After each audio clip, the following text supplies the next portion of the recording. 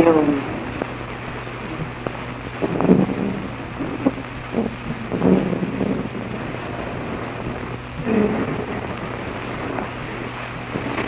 वर्तमान दीक्षा विषय में किसी कहूँ समय अभाव साक्षात यहाँ कहवाक जाऊँगी तेणु मनोजोग देकी टे शुण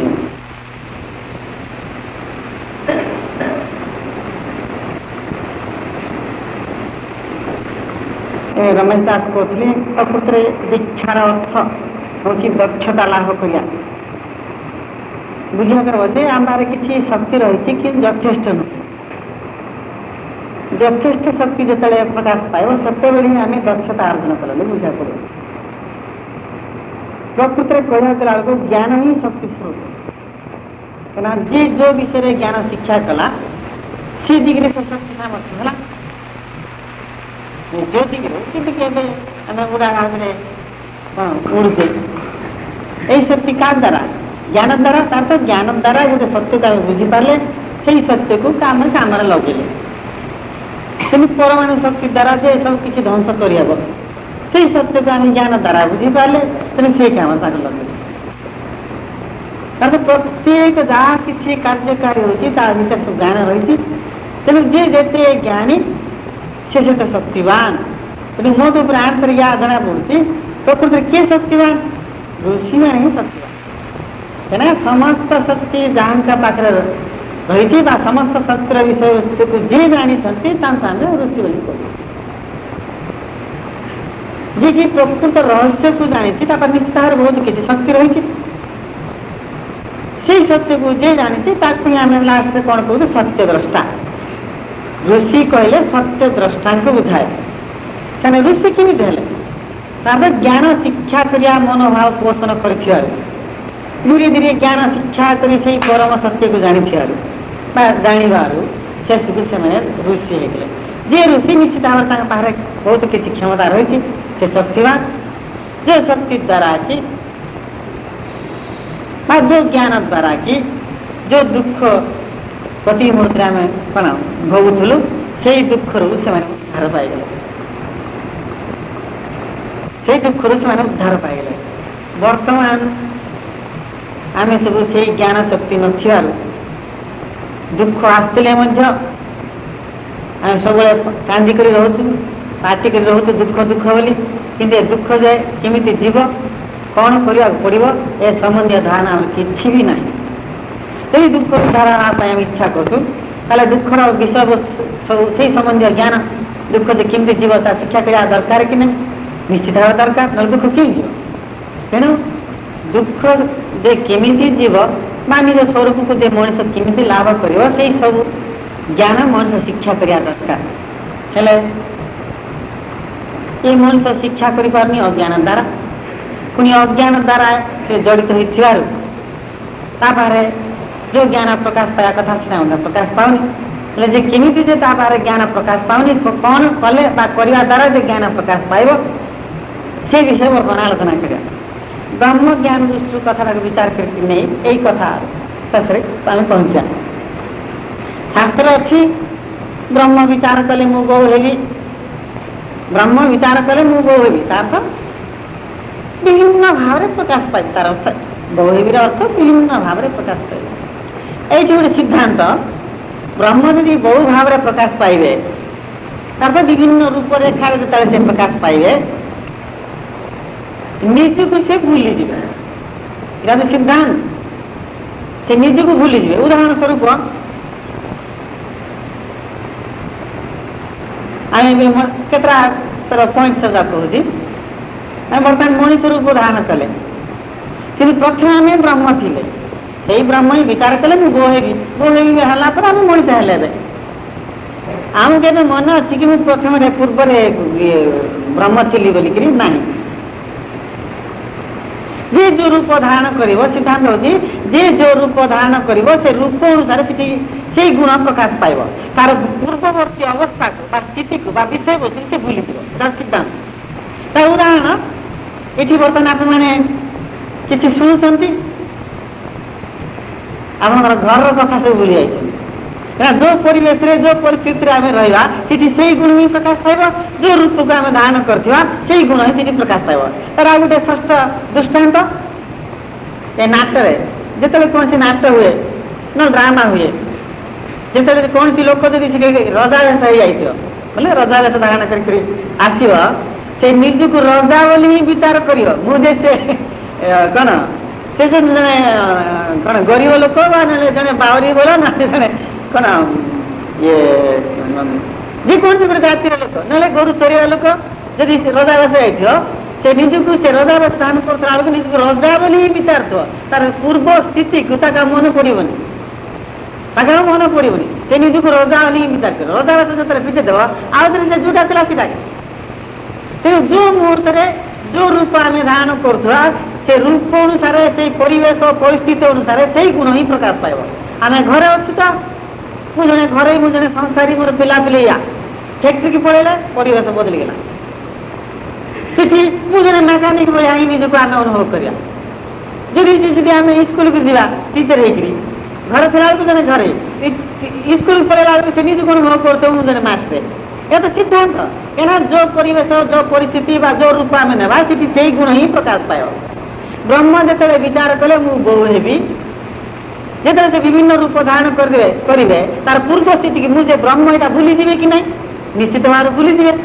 तेणु से ब्रह्मंकर शक्ति द्वारा से बुझी पारे यार किसी तो गोटे निराकरण करार अच्छे मु गौ कि भेबी।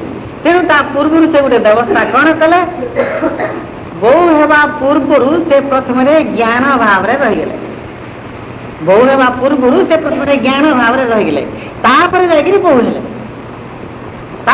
बो हेले प्रत्येक जो रूपरेखा प्रकाश पाइला रूपरेखा तिष्ठि रहा किसी ज्ञान दरकार कि नहीं से कौन खाइब कौन ना इत्यादि इत्यादि से निजे सीना से कूट आसला जान न पारे भोकल तो खाइब कि नहीं शरीर रक्षा पाई से चेष्टा करियो कि नहीं यही संबंधी ज्ञान बोले रूप अनुसार जो ज्ञान प्रकाश पाया कथा से ज्ञान रहा कि तार जो अधिका ज्ञान से पूर्व कौन था पूर्ववर्ती काल कौन हम इत्यादि इत्यादि ज्ञान से भूलीगला से भाई आम समस्त आज मनीष रूप धारण कर भूली जाइए प्रकृति आम ब्रह्म कि मनीष रूप धारण कला सब भूलीगले कौन कहते ब्रह्म बौ है पूर्व से प्रथम ज्ञान भाव रहीगले सर्जना कले आम समस्ते भूलीगले गछ रूप धारण कला गछ भी भूलीगला कुकुर रूप धारण कला कुकुर भी भूलीगला मनीष रूप धारण कला मनीष तार तो समस्त आम भी भूली जाए आम पूर्वर जे पूर्वावस्था जे कौन थी से सब भूलीगले फिर किमी पाइबा से ब्रह्म का व्यवस्था से प्रथम ज्ञान भाव थी ज्ञान पुणी आउ थे आमको दे आम पूर्व स्थिति को सी आउ थे से ज्ञान द्वारा मन पकई दौरान पूर्व स्थिति को आउ थे आम आमको एमती व्यवस्था कर आउ थे मन पकईदार व्यवस्था सब कर स्वल्प ज्ञान थी तार तो रूप अनुसार जो ज्ञान जो ठीक जमी प्रकाश पाया कथा परिवेश परिस्थिति अनुसार जमी प्रकाश पाया कथा से ज्ञान रही कि आउ थे ज्ञान ना तेणुक आम पाखे भूत भविष्य वर्तमान जानवर ज्ञान आउ ना जिते ज्ञान धीरे धीरे बढ़ी बढ़ी बढ़ी बढ़ी जीव से मु या थी आग छोट थी पूर्व गत जन्म या थी आगु या थी पर या हेबी देखो ज्ञान बढ़ुले भूत भविष्य वर्तमान जानवर ज्ञान क्रमे क्रमे बढ़ी बढ़ी जाऊँ जिते एमती गोटे सीमा को ये मनुष्य पहुँचब प्रकृति में मुझे ब्रह्म थी प्रकृति से मुझे ब्रह्म थी आ प्रकृति ब्रह्म थी कर मुझे से ब्रह्म तेणु से अहम ब्रह्मास्मि कहकर से पाठ हो से ज्ञान पायापी से भगवान से ब्रह्म ही गोटे व्यवस्था कौन कर यही मनीष केमी जे ज्ञान पाइब रूपरेखा धारण कला तार से विभिन्न भाव व्यवस्था कर कौन कौन सब प्रधान प्रधान व्यवस्था से विषय बर्तमान आलोचना करिया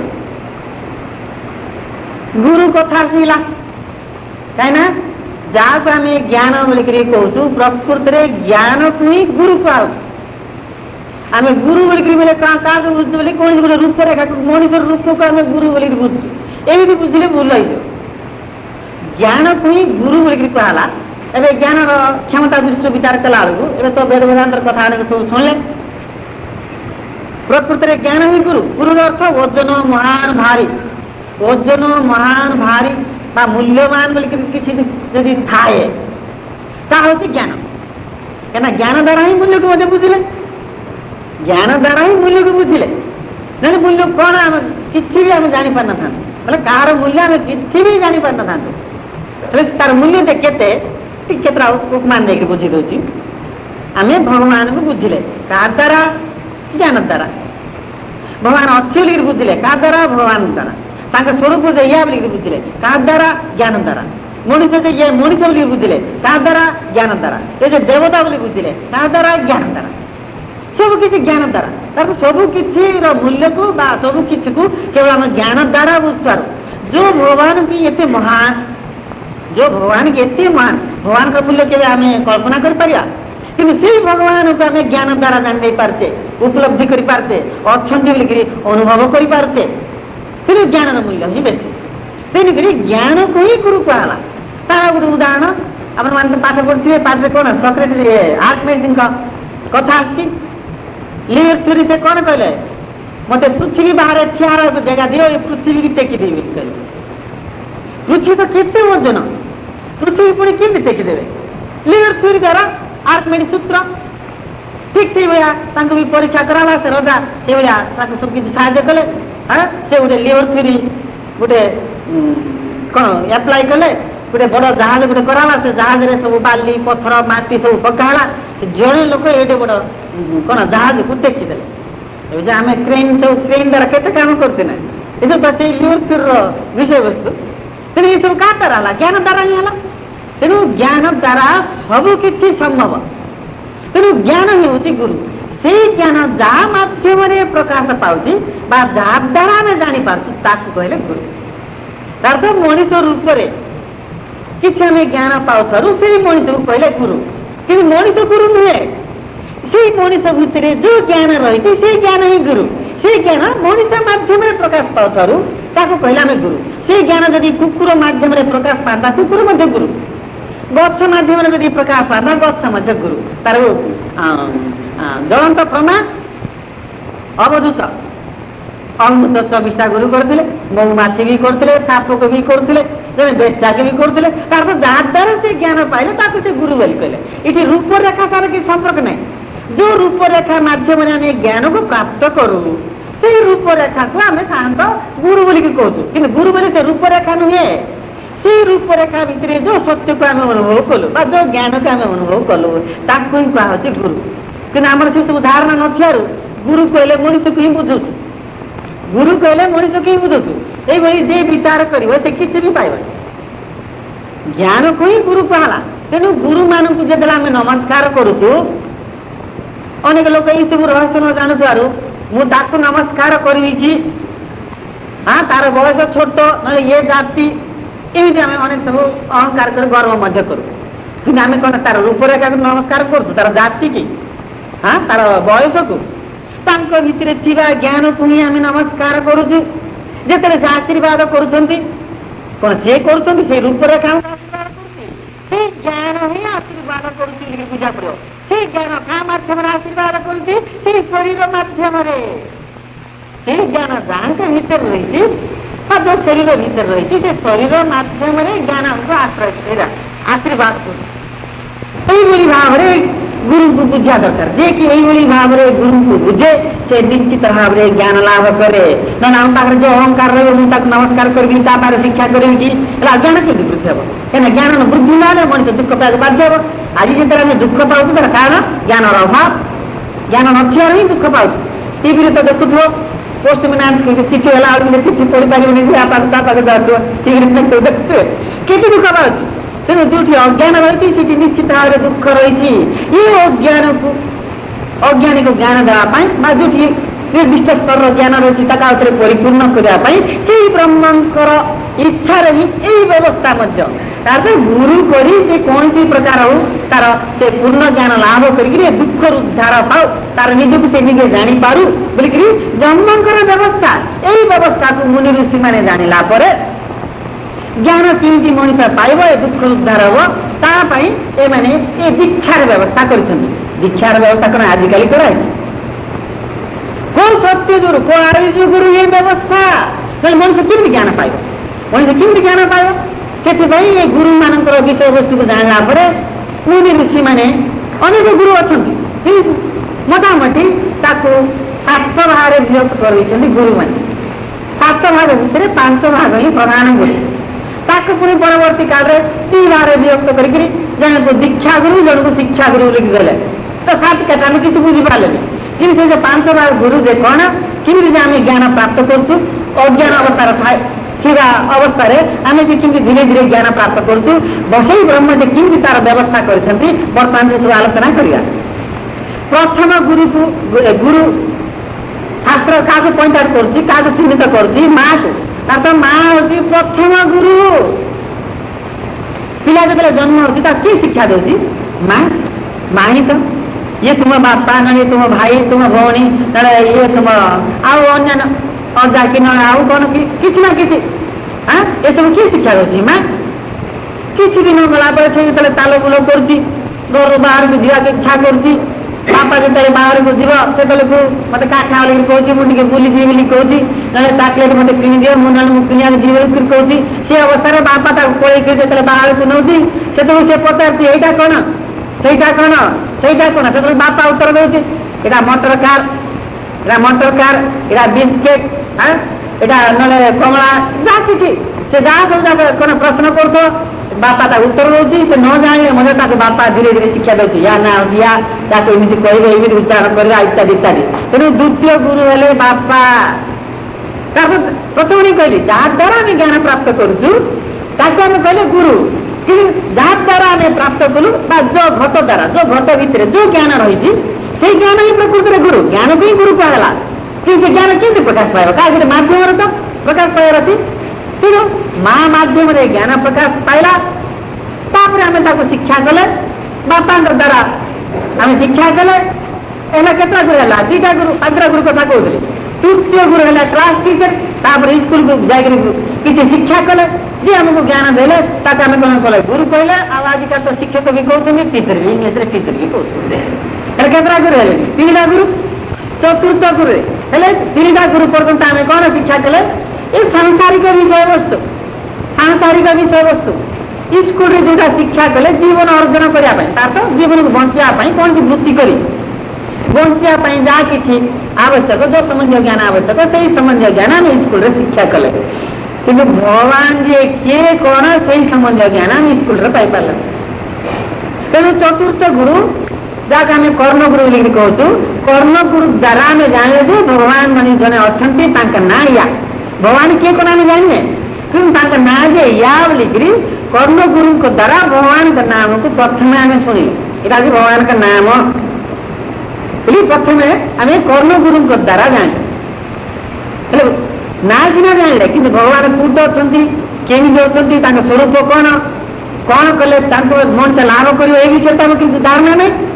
ତାପରେ କ'ଣ ହେଲା? ଶେଷ ଗୁରୁ, ପଞ୍ଚମ ଗୁରୁ ସଦ୍ଗୁରୁ। ଅର୍ଥାତ ଯିଏକି ସଦ୍ଜ୍ଞାନ ଦେଇକିରି ଯିଏକି ଆମକୁ ସୁଖ ଶାନ୍ତି ପ୍ରଦାନ କରିବା ସଙ୍ଗେ ସଙ୍ଗେ ପ୍ରକୃତରେ ଆମର ପୂର୍ବ ସ୍ଥିତି ଯେ କ'ଣ ଥିଲା, ପ୍ରକୃତରେ ଆମେ ପୂର୍ବେ କ'ଣ ଥିଲେ ସେଇଟା ଦର୍ଶାଇବା ସଙ୍ଗେ ସଙ୍ଗେ ସେଠି ଯେ ଆମେ କେମିତି ଫେରିଯିବା, କ'ଣ କଲେ ସେଠି ଫେରିଯିବା, ସେ ସମ୍ବନ୍ଧୀୟ ସମସ୍ତ ଜ୍ଞାନ ସେ ସଦ୍ଗୁରୁଙ୍କ ଦ୍ୱାରା ଇଏ ମଣିଷ ପ୍ରାପ୍ତ କରୁଛି। ଯେତେବେଳେ ସେ ଜ୍ଞାନ ପ୍ରାପ୍ତ କରୁଛି ସେତେବେଳକୁ ସେ ଧୀରେ ଧୀରେ ଧୀରେ ସେ ଜ୍ଞାନ ଶିକ୍ଷା କରି ଆଉଥରେ ସେଠି ପୁଣି ଯେତେବେଳେ ସେ ପୂର୍ଣ୍ଣ ଜ୍ଞାନ ହେଇଯାଉଛି ସେତେବେଳକୁ ସେ କହୁଛି ମୁଁ ସେଇ ବ୍ରହ୍ମ। ଏଇ ଜ୍ଞାନ ଆମେ କେମିତି ପାଇବା? ଗୁରୁ ନ କଲେ। କାହିଁକିନା ଯେତେ ସବୁ ଜ୍ଞାନ ଆମେ ଶିକ୍ଷା କରୁଛୁ ସ୍କୁଲରେ ଯେତିକି ଜ୍ଞାନ ଅଛି ସେତିକି ଜ୍ଞାନ ଯା, କିନ୍ତୁ ଭଗବତ ସମ୍ବନ୍ଧୀୟ ଜ୍ଞାନ ତାର ଆମ ପୂର୍ବ ସ୍ଥିତିରେ ଆମେ କ'ଣ ଥିଲେ ସେଇ ଜ୍ଞାନ ଆମକୁ କିଏ ଦେବେ? ସ୍କୁଲ ଟିଚର ଦେଇପାରିବେ? ସ୍କୁଲ ଟିଚର ଦେଇପାରିବେନି। ସ୍କୁଲ ଟିଚର କେବଳ ଆମେ ବଞ୍ଚିବା ପାଇଁ ଯାହା କିଛି ଦରକାର, ଯୋଉ ସମ୍ବନ୍ଧୀୟ ଜ୍ଞାନ କି ବଞ୍ଚିବା ପାଇଁ ସାହାଯ୍ୟ କରିବ, ସେଇ ସମ୍ବନ୍ଧୀୟ ଜ୍ଞାନ ଅନ୍ୟାନ୍ୟ ଟ୍ରେନିଂ ଯାଇକରି ସେଇ ସମ୍ବନ୍ଧୀୟ ଜ୍ଞାନ ଆମେ ଶିକ୍ଷା କରିପାରିବୁ। କିନ୍ତୁ ପ୍ରକୃତରେ ଯେ ଆମେ କ'ଣ ଥିଲୁ, ୟା ପରେ ଯେ କ'ଣ ହେବା ବା କେମିତି ଯେ ସେଠି ଫେରିବା, ଏଇ ଜ୍ଞାନ ସ୍କୁଲରେ ଆମେ ପାଇପାରିବାନି। ତେଣୁ ସେଇ ସମ୍ବନ୍ଧୀୟ ଜ୍ଞାନ ଯିଏ ଦେଉଛନ୍ତି ଭଗବତ ସମ୍ବନ୍ଧୀୟ ଜ୍ଞାନ, ତାକୁ ହିଁ କ'ଣ କୁହାଗଲା? ସତ୍ୟ ଜ୍ଞାନ।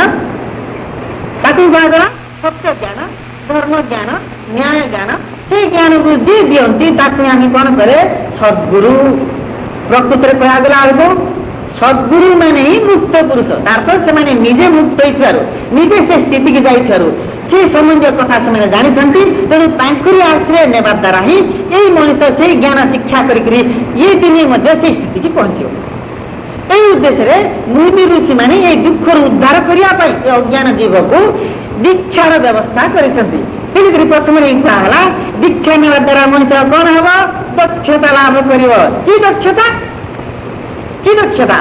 ସବୁକିଛି ଜାଣିବାର ଦକ୍ଷତା, ସବୁକିଛି କରିବାର ଦକ୍ଷତା, ସବୁକିଛି ବିପଦ ଆପଦ ଆସି ତାକୁ ପାର ହେବାର ଦକ୍ଷତା, ସଂସାର ଦୁଃଖ ମୁକ୍ତି ହେବାର ଦକ୍ଷତା, ଏଇସବୁ ଦକ୍ଷତା ସେ ଲାଭ କରିବ। କିନ୍ତୁ ଦୀକ୍ଷାର ସାକ୍ଷାତ ଉତ୍ତର ହେଲା ଦକ୍ଷତା ଲାଭ କରିବା। କିନ୍ତୁ କେତେ ଦୁଃଖର କଥା, କେତେ ଦୁଃଖର କଥା ଯେ ଏ ମଣିଷ ଦୁଃଖ ପାଉଛି, ଏଥିରେ କେମିତି ମୁକ୍ତି ପାଇବି, ସେ ସମ୍ବନ୍ଧୀୟ ଜ୍ଞାନ ମୁଁ କୋଉଠି ପାଇବି, ଏ ଧାରଣା ଶିକ୍ଷାଟା ଆସୁନି। କାରଣ ପ୍ରଥମେ ତ ଅଜ୍ଞାନ, ଅଜ୍ଞାନ ରହିଛି କେମିତି ଇଏ ଭାବ ସବୁ ଉଦୟ ହେବ।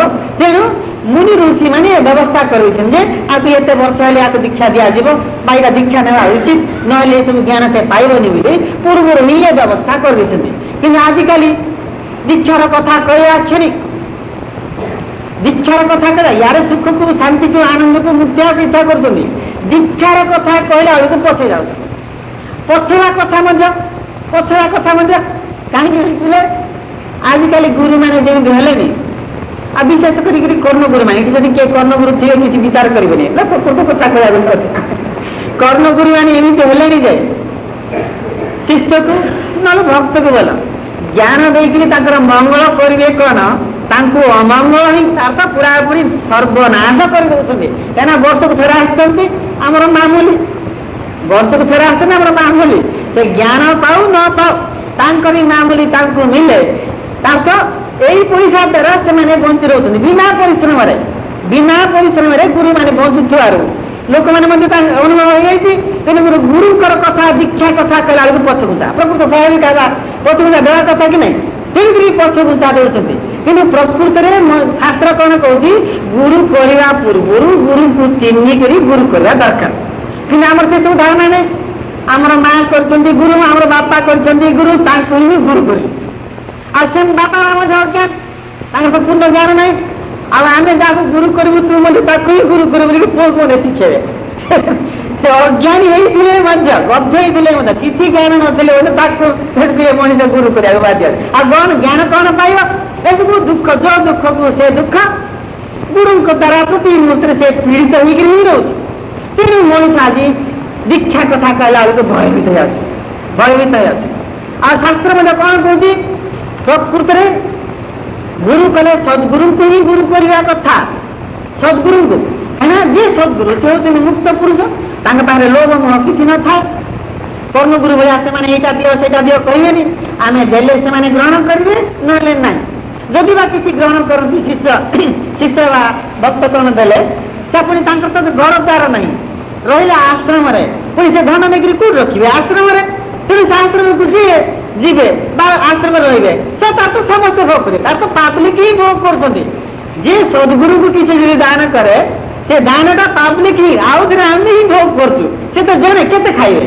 ଯଦି ଆମେ ବିଚାର କରିବା ସଦ୍ଗୁରୁ ଯେ ଏସବୁ ଭୋଗ କରିବେ, ଜଣେ କେତେ ତାକୁ ଭୋଗ କରିବେ? ତେଣୁ ଆମେ ସଦ୍ଗୁରୁ ମାନଙ୍କୁ ଯାହା କିଛି ଦେବା ସେଟା ଆମରି ପାଇଁ ବୋଲିକିରି ବୁଝିବାକୁ ପଡିବ। କିନ୍ତୁ କର୍ଣ୍ଣଗୁରୁ ମାନଙ୍କ ପାଖରେ ଯେମାନେ କି ତାଙ୍କର ସେ ମୋହରେ ପଡିକରି ତାଙ୍କୁ ଗୁରୁ କରିବ, ସେ ନିଶ୍ଚିତ ଭାବରେ ସେ ଦୁଃଖ ପାଇବାକୁ ବାଧ୍ୟ ହେଇଯିବ। ଏମିତି ବି କେତେକ ଲୋକ ଅଛନ୍ତି କର୍ଣ୍ଣଗୁରୁ ଭଲ ଗୁରୁ, ସେମିତି ଶାସ୍ତ୍ର କଣ କହୁଛି, ଗୁରୁ ଚିହ୍ନି କରି ଗୁରୁ କଲେ ଗୁରୁଙ୍କ ଦ୍ୱାରା ଆମର କିଛି ମଙ୍ଗଳ ହବ। କାହିଁକିନା ଯୋଉ ଜ୍ଞାନ ଆମକୁ ଦେବା ଦ୍ୱାରା ସେ ଜ୍ଞାନକୁ ଆମେ ବ୍ୟବହାର କରିକରି ଆମେ ନିଶ୍ଚିତ କଣ ଏ ଦୁଃଖରୁ ମୁକ୍ତି ହେବା ତାର ବ୍ୟବସ୍ଥା ଆମେ କରିଥାନ୍ତେ। କିନ୍ତୁ ଆମେ ଯଦି ଜ୍ଞାନ ପାଇବାନି, ଆଉ ବ୍ୟବସ୍ଥା କେମିତି କରିପାରିବା? ତେଣୁକରି ପ୍ରକୃତିରେ ଗୁରୁଙ୍କୁ ଚିହ୍ନି କରି ହିଁ ଗୁରୁ କରିବା କଥା। ହେଲେ ଅନେକ ସମୟରେ ଗୁରୁ ଚିହ୍ନିବା ସକାଶେ ମଧ୍ୟ ଆମର ସେଇଭଳିଆ କିଛି ଜ୍ଞାନ ନାହିଁ ନା, ଜ୍ଞାନ ଅଛି କି? ଜ୍ଞାନ ନାହିଁ। ତେଣୁ ସାଧାରଣତଃ କେତେଟା ବିଷୟ ବୋଲେ ଗୁରୁଙ୍କୁ ଯେ କେମିତି ଚିହ୍ନିବାର ସେଇ ବିଷୟବସ୍ତୁ, କାରଣ ଏଇଟା ବଡ ପ୍ରାୟ 2 ଘଣ୍ଟା କଥା। କେବଳ ଗୁରୁ ତତ୍ତ୍ୱ ଦୀକ୍ଷାର କଥା କହିଲେ 2 ଘଣ୍ଟା ଲାଗିବ। ତେଣୁ ମୁଁ ତାକୁ ସ୍ପିଡ୍ କରିଦେଇଛି ଆଉ ସାର୍ଟକାଟ କରିଦେଉଛି, ସ୍ପିଡ୍ କରିଦେଇକି ଆଉ ଟିକେ ସାର୍ଟକାଟ କରିଦେଉଛି, 2 ଘଣ୍ଟା ଲାଗିବ। ଗୁରୁଙ୍କୁ ପୁଣି କେମିତି ଚିହ୍ନିବ? ଏମିତି ବି କେତେ ଲୋକ ଅଛନ୍ତି କହିବେ ଗୋଟେ ରକମ, କରିବାର ଆଉ ଗୋଟେ ଭିନ୍ନ, ଏମିତି ଅଛନ୍ତି। ଆମେ ତ ରାଜନୀତି ଏସବୁ ଦେଖୁନା, କହିବେ ଗୋଟେ କରିବେ ଗୋଟେ, କହିଲେ ମଧ୍ୟ କରିବେନି, ଏମିତି ବି କେତେ ଅଛି କି ଅଛନ୍ତି କି? କିନ୍ତୁ ପ୍ରକୃତ ଗୁରୁ ଯାହା କହିବେ ତାହା ହିଁ କରିବେ। ପୁଣି ସେ ପ୍ରକୃତିରେ ତାଙ୍କର ଲୋଭ ମୋହ ଅଛି କି ନାହିଁ, ତାଙ୍କର କାର୍ଯ୍ୟକଳାପ ଆମକୁ ଜଣା ପଡ଼ିଯିବ। ପୁଣି ତାଙ୍କ ପ୍ରକୃତିରେ ସେ ଜ୍ଞାନ, ସେ ଯେ ବ୍ରହ୍ମ ଜ୍ଞାନ ପାଇଛନ୍ତି କି ନାହିଁ ତାକୁ ପୁଣି ଆମେ ଜାଣିବା କେମିତି? ତାଙ୍କ ସିଦ୍ଧ ପୁରୁଷ ପ୍ରୁଫ୍ କ'ଣ? ବୋଲେ ଇମ୍ପୋର୍ଟାଣ୍ଟ ପଏଣ୍ଟ ଯାହା କହୁଛି ଶ୍ରୀନିବାସ ସ୍ୱାମୀଙ୍କ ବିଷୟବସ୍ତୁ ଅଛି, କେତେଟା ସାତ କାର୍ଯ୍ୟକ୍ରମ କହିଦେଉଛି। ତାର ଯୋଉ ଗୁରୁ କି ଯେମିତି କହିଲେ ସେମିତି କରୁଛନ୍ତି, ତାର କର୍ମରେ ଯାହା ବାକ୍ୟରେ ମଧ୍ୟ ତାହା। ପୁଣି ତାଙ୍କ ନେତର ଜଣା ପଡ଼ିବ ଯେ ଆଙ୍କ ତାର କିଛି ଲୋଭ ମୋହ କିଛି ନାହିଁ। ପୁଣି ଆଙ୍କ ପ୍ରକୃତିରେ ସେ ବ୍ରହ୍ମଙ୍କୁ ପ୍ରାପ୍ତ କରିଛନ୍ତି କି ନାହିଁ ଏଇଟା ପୁଣି ଜାଣିବା କେମିତି? ଯିଏ ମୁକ୍ତ ପୁରୁଷ ସେହି ଅନ୍ୟକୁ ମୁକ୍ତି କରିପାରିବ। ଆଉ ଯିଏ କି ବନ୍ଧନରେ ଅଛନ୍ତି ବା ଭଗବାନଙ୍କୁ ପାଇନାହାନ୍ତି, ଆଉ ସିଏ କେମିତି ଅନ୍ୟକୁ ମୁକ୍ତି କରିବ? ଏ ଅସମ୍ଭବ। ତେଣୁ ତାଙ୍କୁ ଚିହ୍ନିବାକୁ ଏକମାତ୍ର ପ୍ରଣାୟନ ଉପାୟ ଅଛି। ଗୀତାରେ ମଧ୍ୟ ମୁକ୍ତ ପୁରୁଷଙ୍କର ନିର୍ଦ୍ଦେଶ ସବୁ ଦିଆହେଇଛି, ସାତକାଟରେ ଦିଆହେଇଛି। ଅନେକ ଶାସ୍ତ୍ର ପଢ଼ିଲେ ସେ ବିଷୟରେ ମଣିଷ ଜାଣିପାରିବ। ତାଙ୍କର ପ୍ରଣାୟନ ଗୋଟିଏ ବିଷୟ କ'ଣ?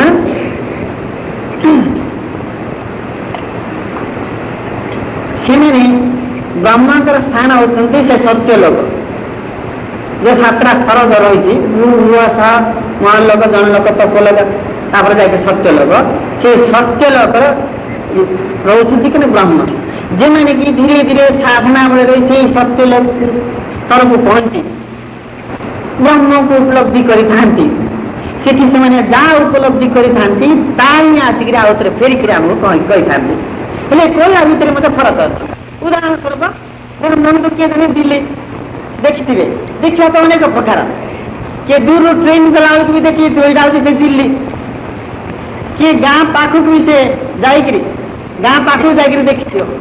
ଆଉ କିଏ ସେଠି ଘର କରି ବି ଦେଖିଥିବ। ଦିକାର ଦେଖୁଛ କେତେ ବାହାରେ ବିଭକ୍ତ। କିଏ ଦୂରରୁ ଥାଇକିରି ଦେଖିଥିବ ଦିଲ୍ଲୀ, ଏଇଟା ଦିଲ୍ଲୀ। କିଏ ଗାଁ ପାଖକୁ ଯାଇକିରି ଦେଖି ଆସିଥିବ। କିଏ ସେଠି ଘର କରିଥିବ, ତାହେଲେ କିଏ ଭଲ ଭାବରେ ଜାଣିଥିବ ଦିଲ୍ଲୀକୁ?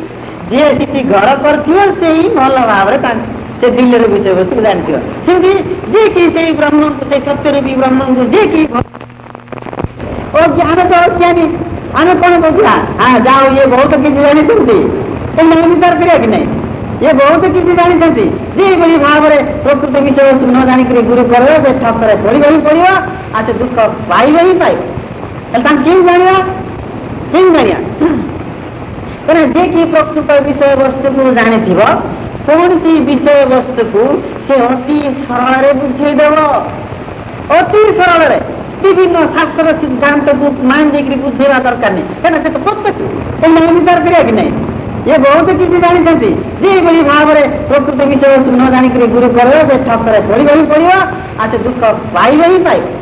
ତାହେଲେ ତାଙ୍କୁ କେମିତି ଜାଣିବା? କାରଣ ଯିଏ କି ପ୍ରକୃତ ବିଷୟବସ୍ତୁକୁ ଜାଣିଥିବ, କୌଣସି ବିଷୟବସ୍ତୁକୁ ସେ ଅତି ସରଳରେ ବୁଝେଇଦେବ।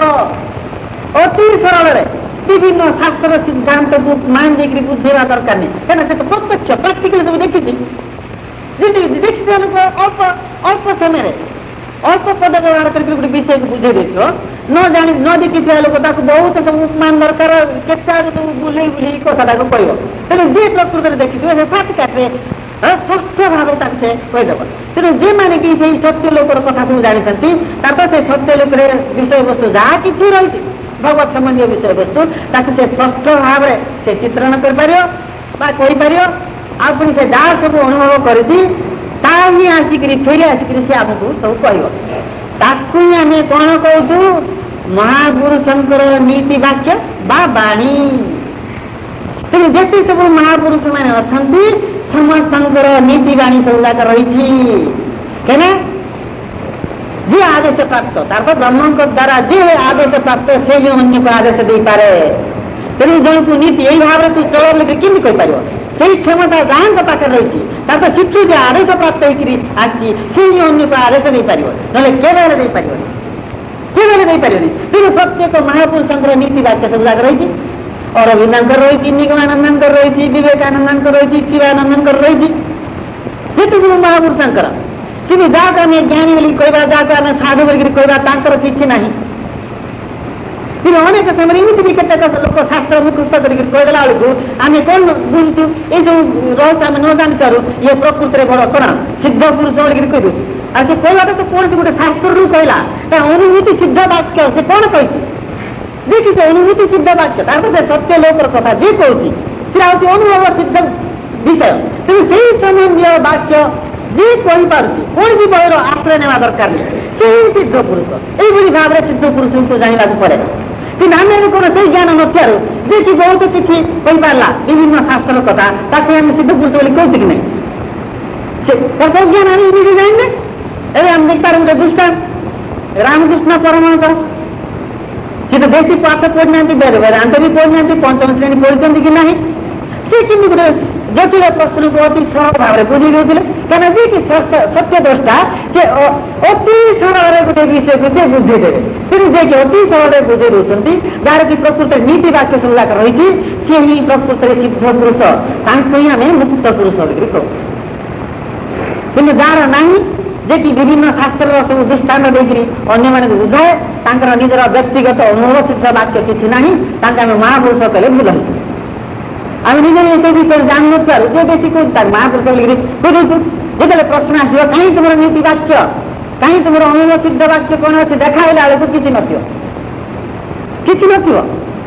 ଅବଶ୍ୟ ଏମିତି ବି କେତେ ଲୋକ ଅଛନ୍ତି ଅନ୍ୟାନ୍ୟ ମହାପୁରୁଷଙ୍କର ବାକ୍ୟକୁ ଚୋରି କଲାବେଳେ। ଆଜିକାଲି ତ ସାହିତ୍ୟରେ ମଧ୍ୟ ସେ ଆଉଛି କି ନାହିଁ, ସାହିତ୍ୟରେ ଯାହା ମଧ୍ୟ ଅଛି, ଜଣଙ୍କର ଭାବକୁ ଆଉ ଜଣେ ଆଉ ଗୋଟେ ଟିକେ ଭିନ୍ନ ରୂପ ଦେଇକରି ଲେଖିଦେବା ଲୋକ ବି ଅଛନ୍ତି। କିନ୍ତୁ ପ୍ରକୃତରେ ସିଦ୍ଧ ପୁରୁଷ ମାନେ ଯାହା ସବୁ ଯାହା କହିବେ ଭାବ ସମାନ ମିଶୁଥିବ, କିନ୍ତୁ ଏମିତି ଗୋଟେ ଗୋଟେ ପଏଣ୍ଟ ଯାକ ଥିବ, ଜଣେ କହିବାଟା ଆଉ ଜଣେ କହିନଥିବ, ସେଟା ଭିନ୍ନ ଥିବ, ଏଇଟା ଭିନ୍ନ ଥିବ। ଭିନ୍ନ କେମିତି ହେଲା? ତାଙ୍କର ଅନୁଭବ ସିଦ୍ଧରୁ ଇଏ ଭିନ୍ନ କହିଲେ, ତାଙ୍କ ଅନୁଭବ ସିଦ୍ଧରୁ ସେ ଭିନ୍ନ କହିଲେ। କିନ୍ତୁ ଏଇଟା ଯାକ ଯଦି ସେମାନେ ନେଇଥିବ, ତାର କାର୍ଯ୍ୟ ଆମେ କରିଦେଲେ, କେବଳ ଭାଷାଟାକୁ ବଦଳେଇ ଦେଲେ। ଏମିତି ବି ଅନେକ ଲୋକ ଅଛନ୍ତି ପଣ୍ଡିତମାନେ ବିଭିନ୍ନ ମହାପୁରୁଷଙ୍କର ବାକ୍ୟକୁ ଟିକେ ବଦଳେଇ ଦେଇକରି ନିଜର ବଡ଼ିମାକୁ ଦେଖିବା ପାଇଁ ବା ନିଜେ ଜଣେ ମହାପୁରୁଷ ବୋଲିକରି ବୋଲିବା ପାଇଁ ବି ଏମିତି ବି ବହି ଛପିବା ଲୋକ ବି ଅଛନ୍ତି। ତେଣୁ ପ୍ରକୃତରେ ଯେ କି ସିଦ୍ଧ ପୁରୁଷ, ତାଙ୍କର ଅନୁଭବ ସିଦ୍ଧ ବାକ୍ୟ ଯାକ ଥାଏ, ତାକୁ ଆମେ ନୀତି ବାକ୍ୟ ବୋଲିକରି କହୁ ବା ନୀତି ବାଣୀ ବୋଲିକରି କହୁ। ଏଇଭଳି ଭାବରେ ମହାପୁରୁଷଙ୍କୁ ଚିହ୍ନାଯାଏ। ଆହୁରି ମଧ୍ୟ ଚିହ୍ନିବାର ଗୋଟେ ଉପାୟ ଅଛି, ଅବଶ୍ୟ ତାଙ୍କ ସଂସ୍ପର୍ଶରେ ନ ଆସିଲେ ସବୁ ଜାଣି ହବନି। ଯେମାନେ ସବୁ ମହାପୁରୁଷ, ସେମାନେ କ'ଣ ଛୋଟ ଆମ ଭଳିଆ ମଣିଷ? ଆମ ଭଳିଆ ମଣିଷ ନୁହେଁ। ସେମାନେ ସେଇ ଲୋକରୁ, ସେଇ ବ୍ରହ୍ମଲୋକରୁ ଆସିଥିବାରୁ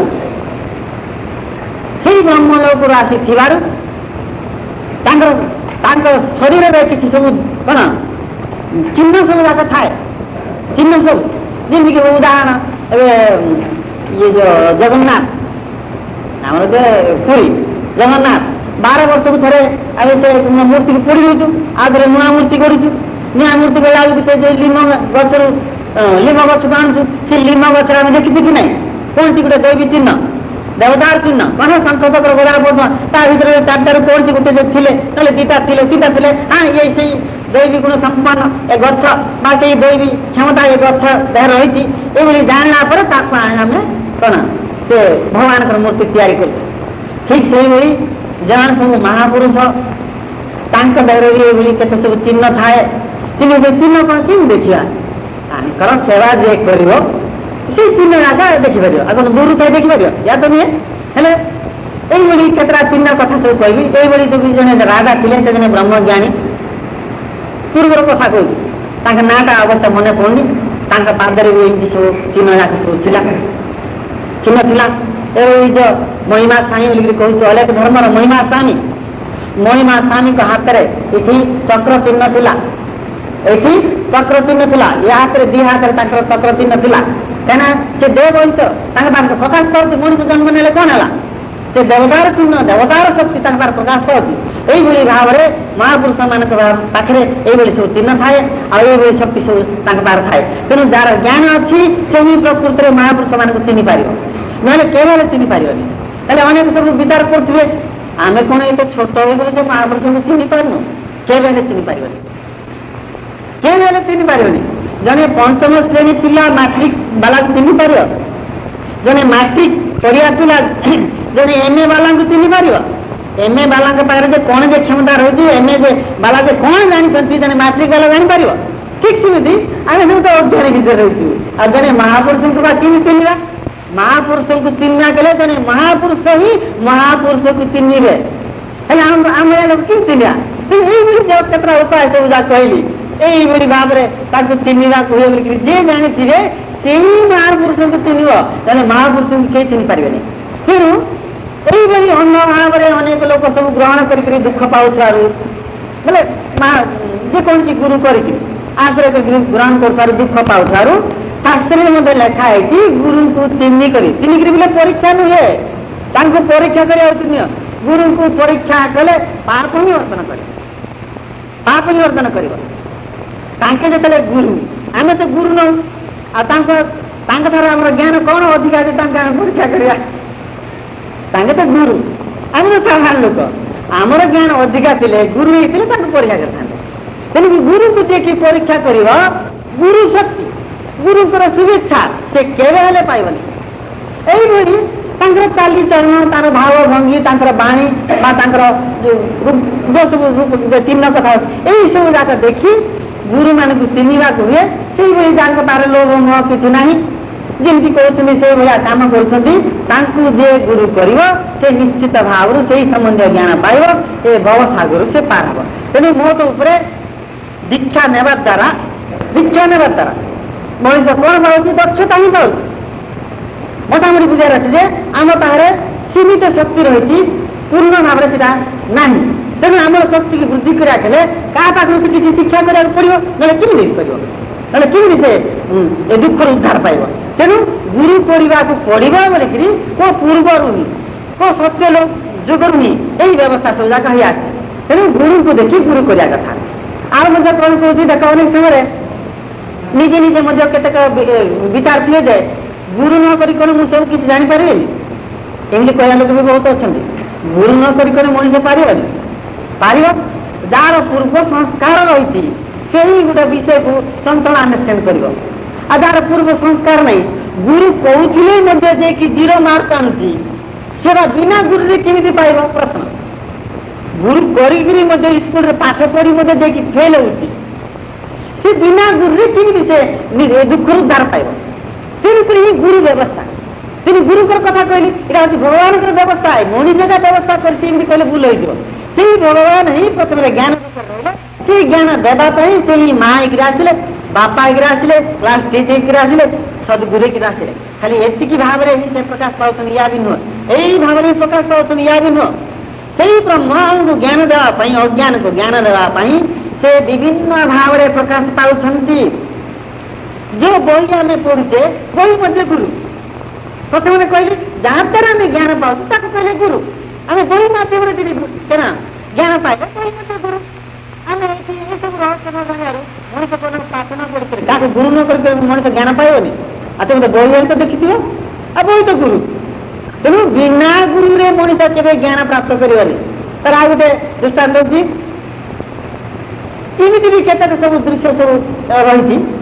ବିଭିନ୍ନ ରୂପରେଖାକୁ ଆମେ ଦେଖୁଛୁ, ବିଭିନ୍ନ ରୂପରେଖାକୁ ଦେଖିକିରି ମଧ୍ୟ ମଣିଷ ଜ୍ଞାନ ହାସଲ କରିଦେଉଛି।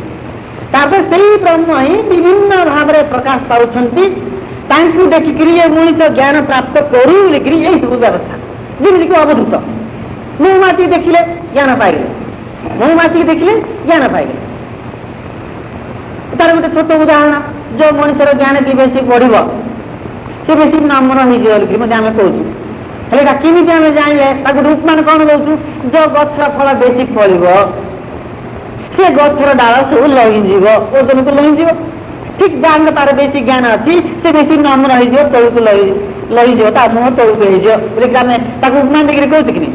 ତାର ସେ ଗଛକୁ ଦେଖିକିରି ଆମର ଜ୍ଞାନ ବଢିଗଲା, ଗଛକୁ ଦେଖି ଆମର ଜ୍ଞାନ ବଢିଲା, ସେଇ ଜ୍ଞାନକୁ ଏଠି ଅନ୍ୟକୁ ବୁଝିଲା ବେଳକୁ ଉପମାନ ଦଉଛି।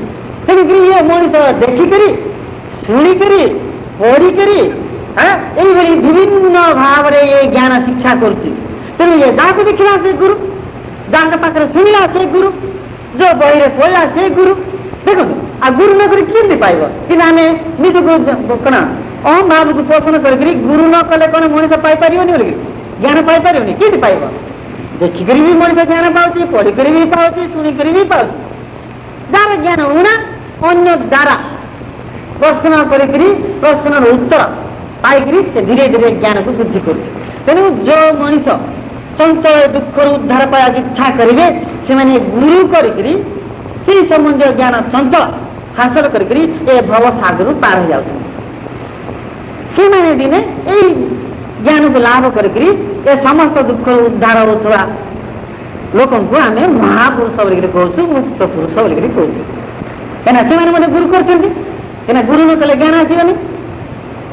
ହେଲେ ଗୁରୁ କରିବା ଦ୍ୱାରା ଯେ କେମିତି ଜ୍ଞାନ ଆସେ, ଗୁରୁ ନ କଲେ ଯେ କେମିତି ଆସିବନି, ସମସ୍ତେ ଯେ ଗୁରୁ କରିବା ଦରକାର ତାର ପ୍ରମାଣ ଆମେ ଯାହାଙ୍କୁ ଭଗବାନ ବୋଲିକି କହୁଛୁ, ରାମଚନ୍ଦ୍ରଙ୍କୁ ତ ଭଗବାନ ବୋଲିକି କହୁଛୁ, ଅବତାର ପୁରୁଷ ବୋଲିକି କହୁଛୁ, ସେ ମଧ୍ୟ ତ ଗୁରୁ କରିଥିଲେ ବଶିଷ୍ଠଙ୍କୁ। ଭଗବାନ ରାମଚନ୍ଦ୍ର ଗୁରୁ କରିଥିଲେ, ଆମେ ୟାର କହୁଛୁ କଣ ଗୁରୁ ନ କରିକି କଣ ଜ୍ଞାନ ଶିକ୍ଷା କରିହେବନି? ଏ ତ ଅଜ୍ଞାନ କଥାଟା, ଅଜ୍ଞାନ କଥା। ଶ୍ରୀକୃଷ୍ଣ ଭଗବାନ ମଧ୍ୟ ତାର ଗୁରୁ ସାଙ୍ଗି ପରି এইভাবে যেতে মহাপুরুষ যেতে অবতার সমস্তে গুরু করে জ্ঞান পাইছেন। গুরু করিয়া দ্বারা আমরা আউ পুଣି কোন আমার লাভ হচ্ছে যে কেমতি আমি সমুদ্র সেটি পৌঁছিছে কেতেক বিষয় কহিকি কথাটাকে শেষ করা যাচ্ছি। প্রত্যেক মনিষ ত্রিগুণরে বন্ধা, তারপর প্রত্যেক মনিষଙ୍କ পারে ত্রিগুণ রয়েছে, ত্রিগুণ দ্বারা ହିଁ যাকে সেবা কথা তা হচ্ছে বা প্রকাশ পাଉଛି। কাହା ପାଖରେ ଏ ତିନିଟା ଗୁଣ ଭିତରୁ ସତର ତମକୁ ଆମେ ତ୍ରିଗୁଣ କହିଲେ, କାହା ପାଖରେ ତମ ଗୁଣ ଟିକେ ବେଶୀ ରହିଲା ବେଳକୁ କାହା ପାଖରେ ସତ୍ୟ ଗୁଣ ଟିକେ ବେଶୀ, କାହା ପାଖରେ ଟିକେ ରଜ ଗୁଣ ଟିକେ ବେଶୀ, ଏଇଭଳି ଭାବରେ ଉଣା ଅଧିକ ସମସ୍ତଙ୍କ ପାଖରେ ରହିଛି, ସମସ୍ତଙ୍କ ପାଖରେ ରହିଛି। ହେଲେ ସପ୍ତ ଗୁଣୀ ପାଖରେ ଟିକେ ଉଣା ଅଛି, ରଜ ଗୁଣୀ ପାଖରେ ଟିକେ ବେଶୀ ଅଛି, ତମ ଗୁଣୀ ପାଖରେ ପୁରାପୁରି ଅଛି, ତାପରେ ମୋର ସପ୍ତ ଗୁଣ ଅଛି, କିନ୍ତୁ ମୋଟ ଉପରେ ପରିମାଣ ଟିକେ ବେଶୀ ଥିବାରୁ ଏଇଭଳି ଭାବରେ ମୁଁ କହିବାକୁ ବାଧ୍ୟ ହେଇଗଲି। ହେଲେ ଏ ତମ ଗୁଣର ଗୁଣ କଣ, ତମ ଗୁଣୀଙ୍କର ଗୁଣ କଣ? ଅଳସୁଆ ମନୋଭାବ।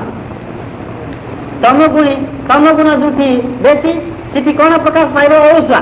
ତାର ତ ବିନା ପରିଶ୍ରମରେ କେମିତି ସବୁ ମତେ ମିଳିଯାଆନ୍ତା କି, ବିନା ପରିଶ୍ରମରେ। ତେଣୁ ଯେମାନେ ସବୁ ତମ ଗୁଣୀ ସେମାନେ ଅନେକ ସେମାନେ ଡାକୁ ହୁଅନ୍ତି, ଚୋର ହୁଅନ୍ତି, ଲୁଣ୍ଠନ କରନ୍ତି, କାହିଁକିନା ବିନା ପରିଶ୍ରମରେ ଅଳ୍ପ ପରିଶ୍ରମରେ ଟିକେ ବେଶୀ ପାଇଯିବ। ତା ତ ପରିଶ୍ରମ କରିକି ମୁଁ କେମିତି ସମ୍ପାଦନ କରିବି ଏଇ ଭାବ ତାର ନଥିବ। କାହିଁକିନା ତମ ଗୁଣଟା ଅଳସୁଆ ମନୋଭାବ, ରଜ ଗୁଣ ଅଛି ପ୍ରବୃତ୍ତି, ସେ ଆଗକୁ ଆଗେଇବା ପାଇଁ ସେ ଆମକୁ ପ୍ରବର୍ତ୍ତେଇବ। ସପ୍ତ ଗୁଣ ହଉଛି ଭଲ ମନ୍ଦ ଜାଣିବାର ଭାବ ଆମକୁ ପ୍ରଦାନ କରିବ, କିନ୍ତୁ ଏ ତମ ଗୁଣଟା କଣ? ଅଳସୁଆ ମନୋଭାବ। ତେଣୁ ସମସ୍ତଙ୍କ ପାଖରେ ଗୁଣ ଅଧିକ ତମ ଗୁଣ ରହିଛି, ସମସ୍ତଙ୍କ ପାଖରେ କେମିତି ରହିଛି? ଏବେ କେତେଟା ବିଷୟ କରିକି କହୁଛି, କଣ କାମ ଥିଲା ଯାଉନୁ, ଟିକେ ଗଲେ ଯିବି ବୋଲିଆ, ସାଙ୍ଗେ ସାଙ୍ଗେ ବାହାରିବା, ଟିକେ ଗଲେ କାଲିକି କଲେ ହବନି କି ବୋଲିଆ। କାହିଁକିନା ତମ ଗୁଣ ବାହାର ରହିଛି ନା, ପ୍ରତ୍ୟେକଙ୍କ ବାହାର ରହିଛି। କାଲିକି କଲେ ହବ, ପରଦିନ କଲେ ହବ, ସେ କାମ ନ କଲେ ହବନି କି? ଏମିତି ଆମେ କହୁଛେ କି ନାହିଁ? ହେଲେ ସାର୍ ଆଉ ଗୋଟେ ପ୍ରମାଣ ଦେଇକି କହୁଛି, ଆମେ ଯଦି ଏମିତି ଲେଖୁଥିବା ଅବସ୍ଥାରେ ଯଦି ପେନ୍ଟା ଯଦି ପଡିଯିବ, ଧରନ୍ତୁ ଏଠି ଗଡି ଗଡି ଏତେ ଦୂର ପଳେଇଲା, ଗୋଟେ 2-3 ହାତ ପଳେଇଲା, ଏଠି ଏମିତି ଲହେଇ କରି ଆମର ସେ ପେନ୍ଟାକୁ ଗୋଟେଇବାକୁ ମଧ୍ୟ ଆମକୁ ଅଳସୁଆ ଲାଗିବ। ସମସ୍ତେ ଜାଣିଥିବେ, ବେଶୀ ଦୂର ନାହିଁ ବୋଲେ ଟିକେ ଲହେଇକିରି ହାତ ବଢେଇ ଦେଲେ ପାଇଯିବ, କିନ୍ତୁ ଲହେଇକିରି ସେ ପେନ୍ଟାକୁ ଆଣିବାକୁ ମଧ୍ୟ ଏତେ ଅଳସୁଆ ଲାଗିବ ଯେ ଏ ମଣିଷ ବିଚାର କରିବ ଯେ ଏବେ ବିଚାର କରିବ ଏବେ କିଏ ଯାଆନ୍ତା କି ମତେ ଟିକେ ହାତ ବଢେଇ ପେନ୍ଟାକୁ ବଢେଇ ଦେଇଥାନ୍ତା, ଏ ମଣିଷ ଏଭଳି ବିଚାରୁଛି କି ନାହିଁ? ସମସ୍ତେ ଅନୁଭବ କରୁଥିବେ, ସମସ୍ତେ ଅନୁଭବ କରୁଥିବେ ଏ ପେନ୍ଟାକୁ ମତେ ଟିକେ କିଏ ବାଟେ ଯାଆନ୍ତା କି ପେନ୍ଟାକୁ ବଢେଇ ଦେଇଥାନ୍ତେ, ଏ ନିଜେ ବଢେଇ ଦେଲେ ଘିନି ଆଣିଥାନ୍ତା, କିନ୍ତୁ ଅନ୍ୟ ଜଣ ତାକୁ ବଢେଇ ଦେବା ପାଇଁ ସେ ଇଚ୍ଛା କରିବ। ଏହା ହେଉଛି ତମ ଗୁଣର ଲକ୍ଷଣ। এইভাবে তম গুণ আমার পাখে থাকার যেতে শীঘ্র নিজ স্বরূপকে সে লাভ করন্তা বা যেতে শীঘ্র তার আত্ম উন্নতি হন্তা নহবার কারণ এ তম গুণ দ্বারা। কেন আমি কালিকি করা পরদিন করা নহলে হবনি কি এইভাবে আমি পোষণ করুথার যেতে তার ইম্প্রুভমেন্ট হন্তা নিজের উন্নতি যেতে হন্তা সেটাও হয়ে পারে। তার তো প্রতি মুহূর্তে এ তম গুণ আমাকে পক্ষକୁ ହିଁ টাণুଛି, ଏ ତମ ଗୁଣ ଆମକୁ ପଛକୁ ହିଁ ଟାଣୁଛି, ରଜଗୁଣ ଆମକୁ ଆଗକୁ ଟାଣୁଛି। ରଜଗୁଣ ମୁଁ ବେଶୀ ପାଠ ପଢିବି, ଜଣେ ବଡ ଚାକିରିଆ ହେବି, ନହେଲେ ବେଶୀ ଧନ ଅର୍ଜନ କରିବି, ଇୟା ହେବି ତା ହେବି ଇତ୍ୟାଦି ଇତ୍ୟାଦି ଇତ୍ୟାଦି ରଜଗୁଣର କାମ। କିନ୍ତୁ ପ୍ରକୃତିରେ ଆମେ ସେଇଭଳିଆ କାମ ବି କରୁଛୁ, ରଜଗୁଣ ଅନୁସାରେ ବି ଚଳୁଛୁ। କିନ୍ତୁ ତମ ଗୁଣ ଥିବାରୁ ଆଜି ସ୍କୁଲକୁ ଯିବା କଥା ନିଦରେ ସବୁ ଶୋଇ ପଡିଲୁ ଆଉ ଗଲୁନି। ଆଜି ଦିନ ITI ଟ୍ରେନିଂ ସ୍କୁଲ ଯିବା କଥା କିଏ କହୁଛି ଗୋଡ ହାତ ଟିକେ ବିଶ୍ରାମ ନେବି, ନହେଲେ କାଲିକି ଯିବି ମାଷ୍ଟର ଠକିବି, ଏମିତି ଆମେ କରୁଥିଲି। ଏହା କଣ ତମ ଗୁଣ, ତାର ତ ମୋଟ ଉପରେ ତମ ଗୁଣ ଦ୍ଵାରା ଇଏ ମଣିଷ ଯେତିକି ଇମ୍ପ୍ରୁଭମେଣ୍ଟ କରିବା କଥା କରିପାରୁନି। ଏଇ ଯୋଉ ଅଳସୁଆ ମନୋଭାବ ଆମକୁ ଯୋଉ ପଠେଇ ଦଉଛି, ଏଇ ତମ ଗୁଣକୁ ଜୟ କରିବ କେମିତି? ଏ ତମ ଗୁଣକୁ ଜୟ କରିବ କେମିତି? ତୁମେ ତୁମର ଯଦି ସେ ତମ ଗୁଣକୁ ଜୟ କରିବାର କ୍ଷମତା ଯଦି ଅଛି ତାହେଲେ ତୁମେ ଅତି ଶୀଘ୍ର ଇମ୍ପ୍ରୁଭମେଣ୍ଟ କରିଦେଇଥାନ୍ତ, କାହିଁ କରିପାରିନ?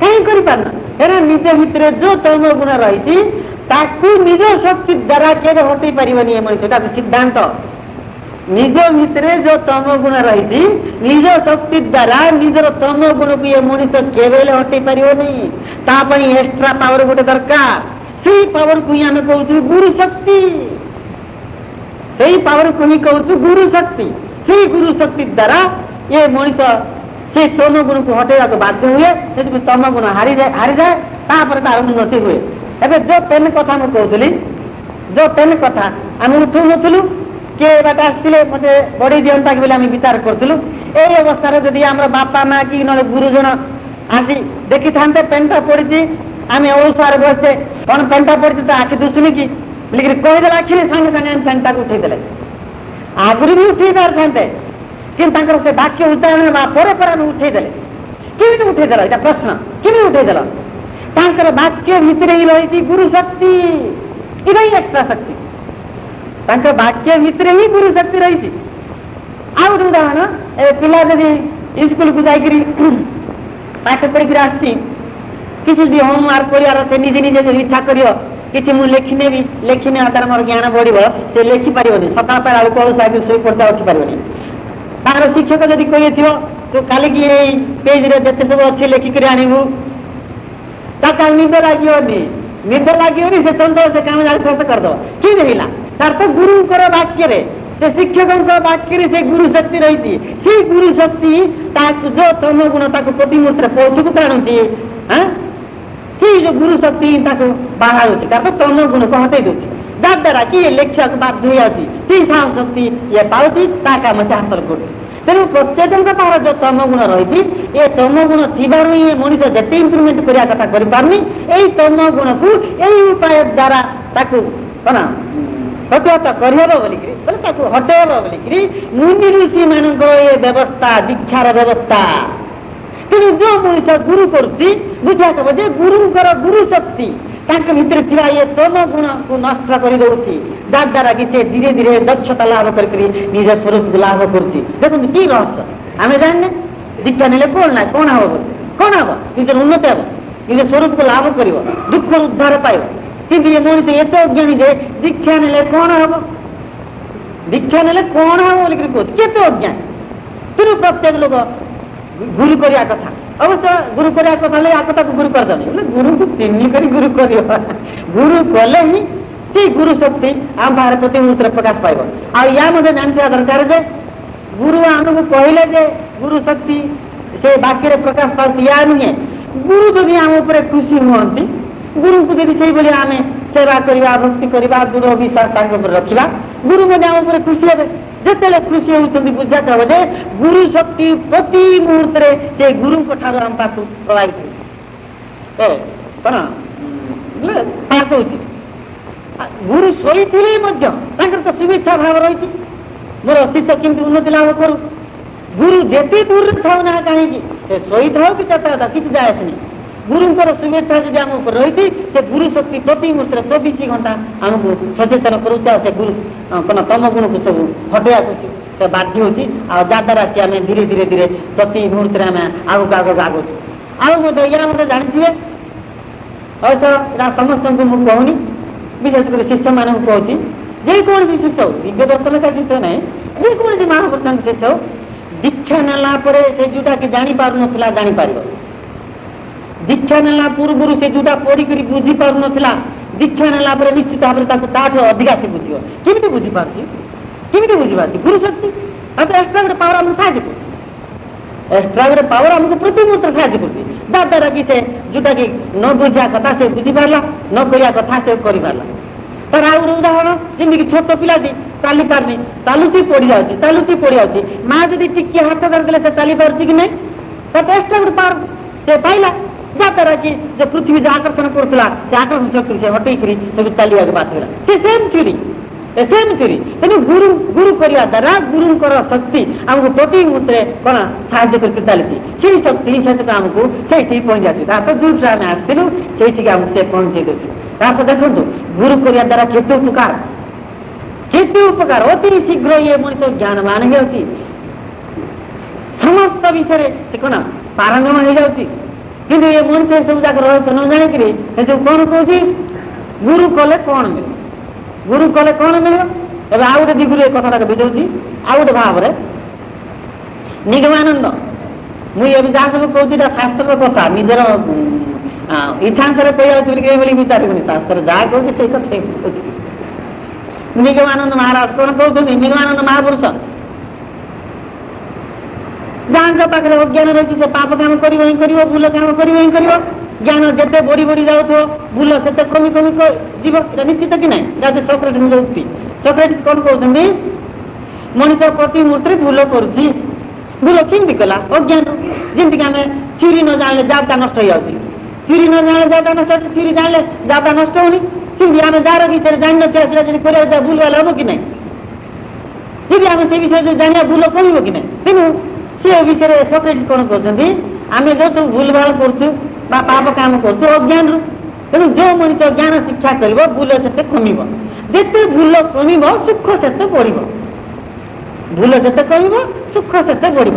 ହେଲେ ଏଇ ବିଷୟ ବସ୍ତୁକୁ ଆହୁରି ଭିନ୍ନ ଭାବରେ ନିଗମାନନ୍ଦ କଣ କହୁଛନ୍ତି ଯେ ଆହୁରି ଯେ କେତେ ଭୟାବହ, ଏବେ ଟିକେ ଶୁଣିଲେ ସମସ୍ତଙ୍କୁ ଜ୍ଞାନ ଆସ ବିକ୍ରି କରିବାକୁ ବାଧ୍ୟ ହେଲେ। ଏଇ ମଣିଷ ଅଜ୍ଞାନରେ ପଡିକରି ତ ଦୁଃଖ ପାଉଛି, ଦୁଃଖ ପାଉଛି କାହିଁକିନା ଜ୍ଞାନ ପାଇଲେ ହିଁ ମୁକ୍ତି ପାଇବ।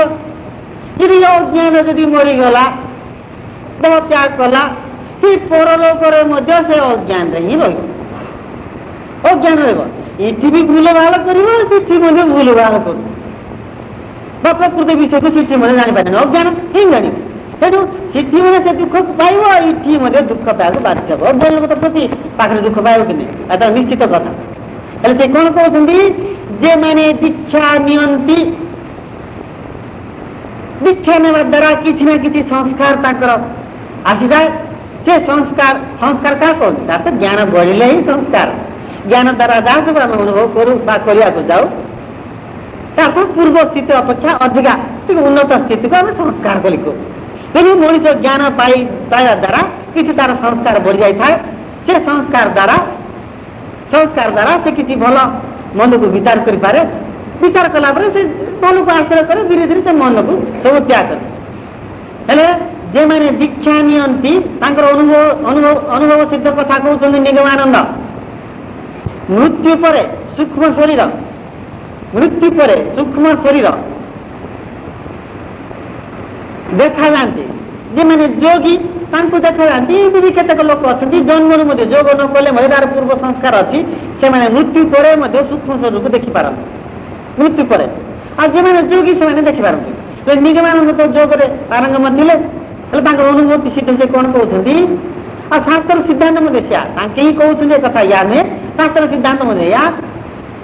ମଣିଷ ମରିଗଲା ପରେ ଯେମାନେ ସବୁ ପୁଣ୍ୟବାନ ନହେଲେ ଗୁରୁ ଦୀକ୍ଷା ନିଅନ୍ତି, ତାଙ୍କର ପୂର୍ବ ସଂସ୍କାର ଥିବାରୁ, ଯାହାର ସଂସ୍କାର ଅଛି ତାଙ୍କର ପାଖରେ ପାପ ହୁଏ, ପୁଣ୍ୟ ଟିକେ ରହିଥିବ, ତାର ସଂସ୍କାର ରହିଛି, ସେମାନେ ପୁଣ୍ୟବାନ। ତେଣୁ ସେମାନେ କି ମୃତ୍ୟୁ ପରେ ଯୋଉ ସୂକ୍ଷ୍ମ ଶରୀର ଦୀକ୍ଷା ନେଲା ପରେ ନହେଲେ ତାର ପୁଣ୍ୟ ଫଳ ବା ନଲେଜ ମାନେ ସବୁ ଜ୍ଞାନୀ, ତାଙ୍କର ସେ ସୂକ୍ଷ୍ମ ଶରୀର ତେଜାନ ହେଇକିରି ଦେଖାଯାଏ ବୋଲିକିରି ନିଗମାନନ୍ଦ କହୁଛନ୍ତି। ତେଜାନ ବୋଲି 12 ଲାଇଟ୍ ଭଳିଆ ନୁହେଁ, 12 ଲାଇଟ୍ ଭଳିଆ ତ ତମେ ଦେଖିଥାନ୍ତେ, ତାର ତ ଯେମିତି କିଛି ଟିକେ ତେଜ ଏଇଭଳି ଭାବରେ ଦେଖାଯାଏ, କିନ୍ତୁ ଯିଏ କି ପାପୀ, ଯିଏ କି ଦୀକ୍ଷା ନେଇ ନାହିଁ,